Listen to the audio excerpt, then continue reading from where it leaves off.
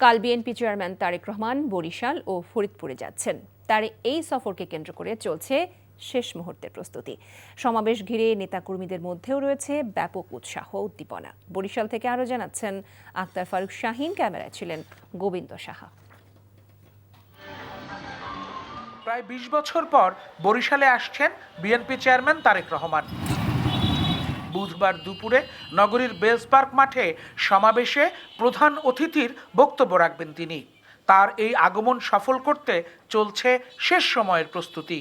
ইতিমধ্যেই আমাদের এই মঞ্চ নির্মাণের কাজ প্রায় শেষ পর্যায়ে এবং জাতীয়তাবাদী ছাত্রদলের সাবেক ছাত্র যারা নেতৃবৃন্দ আছেন মেডিকেলে, তাদের মাধ্যমে 2টি ক্যাম্প এখানে স্থাপিত হবে এবং তারা বিশুদ্ধ খাবার পানি, স্যালাইন সহ প্রাথমিক যে চিকিৎসার ব্যবস্থা নেওয়া প্রয়োজন সেই সমস্ত ব্যবস্থা তারা করবে। বরিশাল বিভাগের 6 জেলা ও 44 উপজেলা থেকে আসা বিপুল সংখ্যক নেতাকর্মী অংশ নেবেন এই জনসভায়। 20 বছর পরে আমাদের চেয়ারম্যান মহোদয় বরিশাল আসছেন।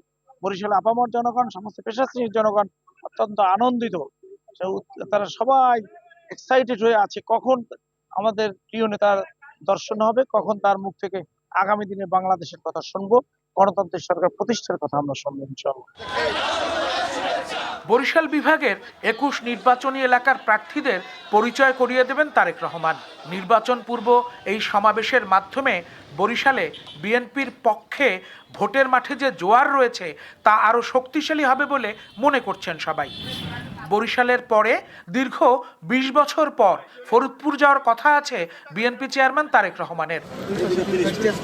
বুধবার দুপুর 1:45টায় ফরিদপুর জেলা বিএনপি আয়োজিত জনসভায় বক্তব্য রাখবেন তিনি।